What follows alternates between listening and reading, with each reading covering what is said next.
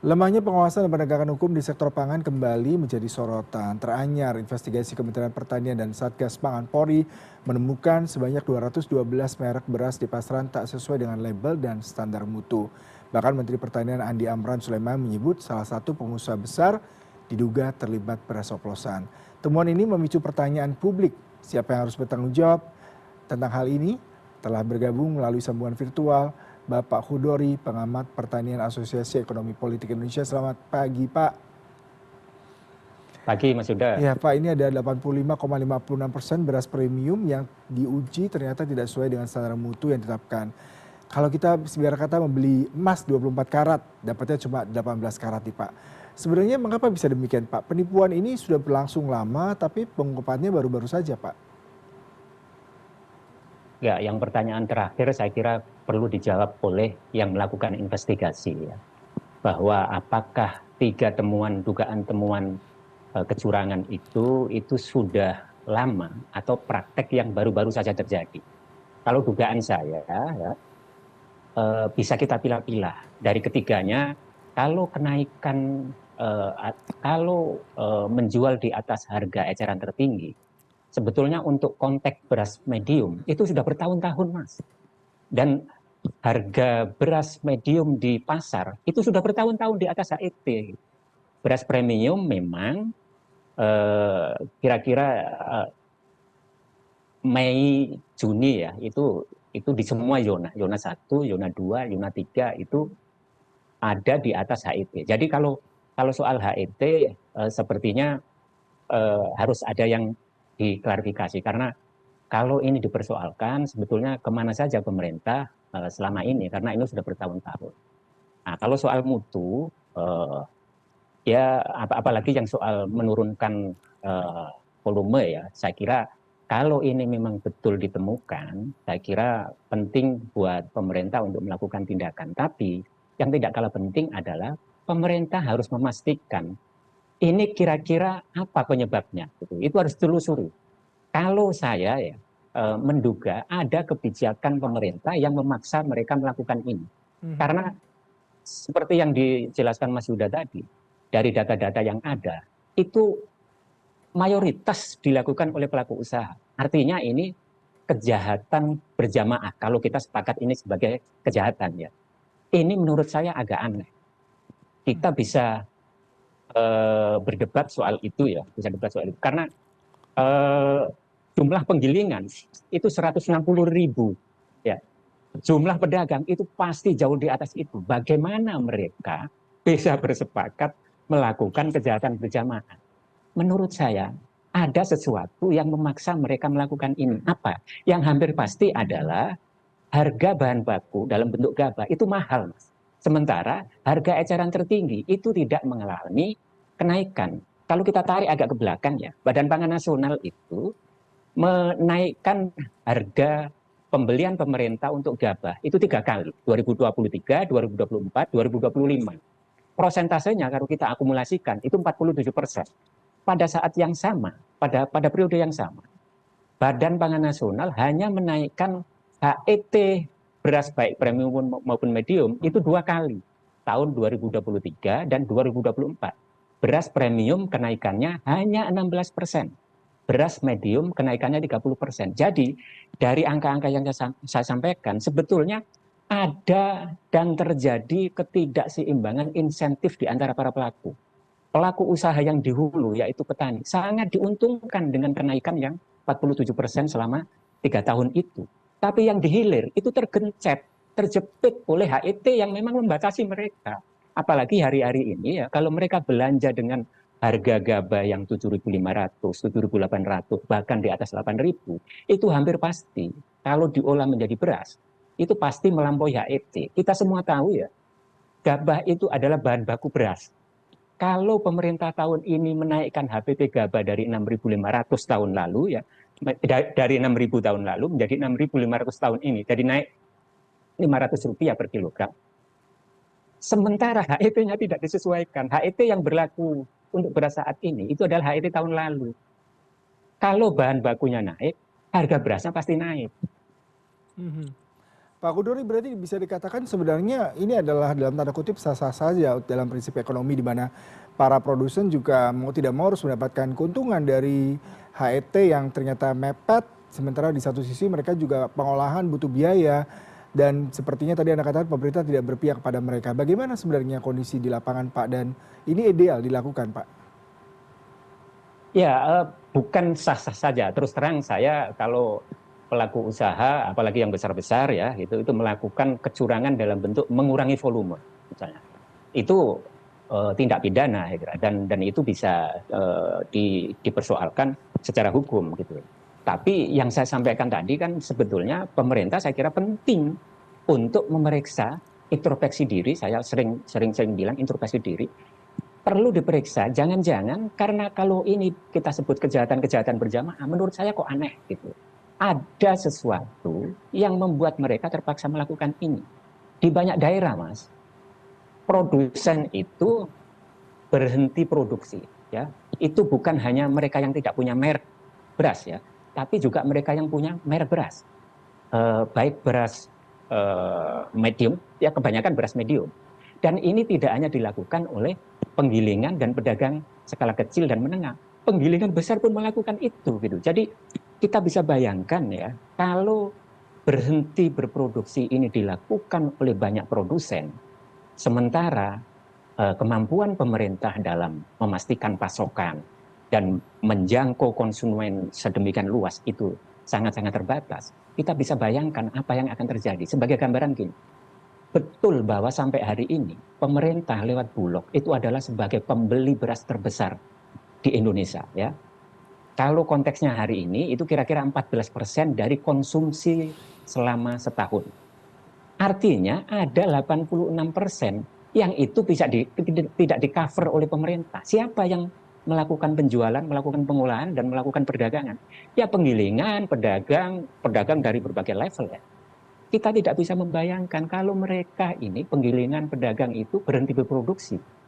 Apakah stok 4,3 juta ton yang ada di gudang Bulog akan bisa memastikan pasokan itu cukup? Dan apakah Bulog dengan kemampuan jejaringnya itu akan memungkinkan menjangkau pasar yang sedemikian luas, konsumen sebanyak 285 juta? Saya nggak yakin. Kalau harga beras sudah terlalu tinggi, ya, terus pasokan di pasar itu betul-betul kritis karena swasta penggilingan tidak berproduksi, pemerintah akan sangat sulit untuk melakukan pengendalian, akan sangat sulit untuk memastikan pasokan itu bisa menjangkau seluruh pasar gitu ya.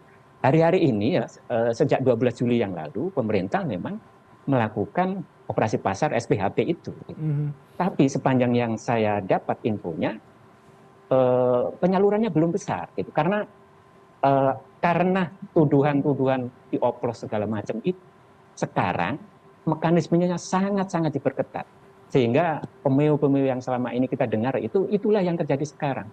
Kalau bisa dipersulit, mengapa dipermudah? Itulah yang terjadi sekarang gitu ya. Jadi ini semua tentu sebagai bagian dari upaya untuk memitigasi supaya kecurangan-kecurangan termasuk pengoplosan itu tidak terjadi. Oke gitu.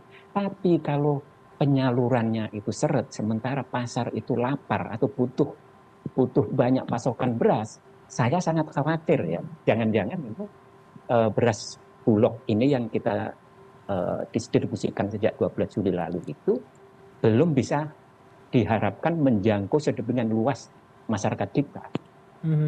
Pak Kudori, kalau Anda katakan tadi sepertinya pemerintah agak tidak berpihak terhadap para produsen beras ya.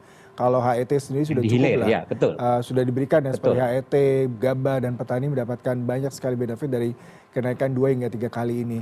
Sebenarnya langkah pemerintah sejauh ini seperti apa Pak untuk memberikan porsi dan dukungan terhadap para produsen di hilir sehingga mereka juga tidak bermain dengan asumsi kalau kehilangan banyak sekali ongkos produksi, sementara keuntungan berkurang, pasti kondisinya akan terus berulang, Pak.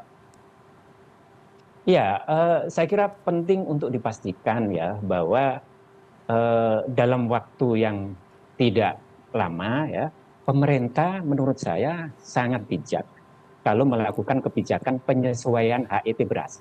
Karena yang terjadi sekarang ini tidak memungkinkan pelaku usaha untuk bisa berusaha.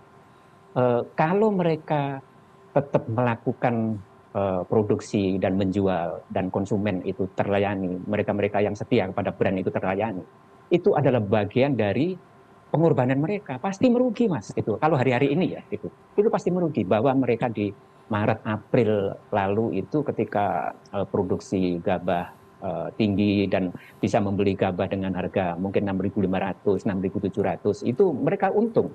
Tapi dengan kondisi sekarang yang produksi gabah itu terbatas dan ke depan beberapa bulan ke depan bahkan sampai akhir tahun nanti yang kita akan memasuki musim paceklik ya, itu produksi semakin kecil. Bahkan produksi di bulan itu kalau dikurangi konsumsi di bulan itu defisit gitu.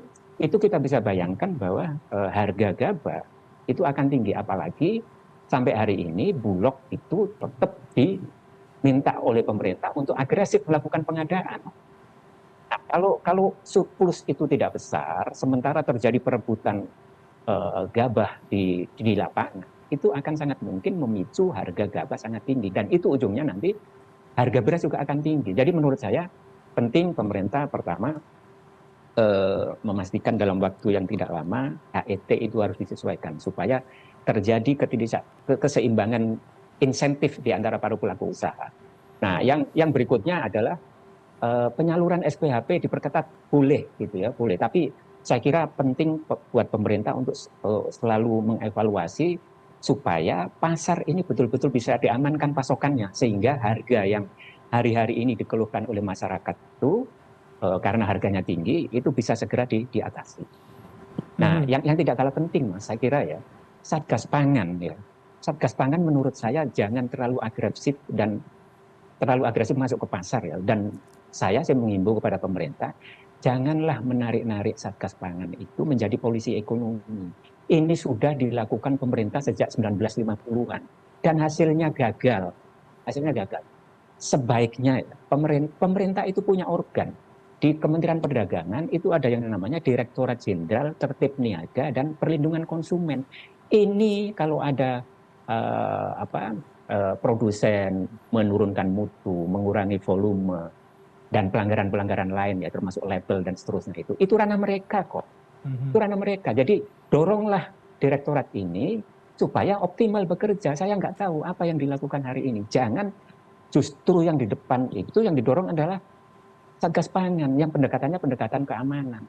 Jangan sampai justru yang muncul adalah ketidakpastian usaha yang itu nanti akan dipersepsikan oleh para pelaku usaha. Kalau mereka berhenti satu-satu gitu, kita khawatir betul. Nah, kalau dalam penyelidikan, dalam pemeriksaan Direktorat Jenderal Tertib Niaga itu menemukan dugaan pelanggaran, bahkan tindak pidana, serahkan itu kepada Satgas Pangan, serahkan itu kepada Polri, supaya ditindaklanjuti.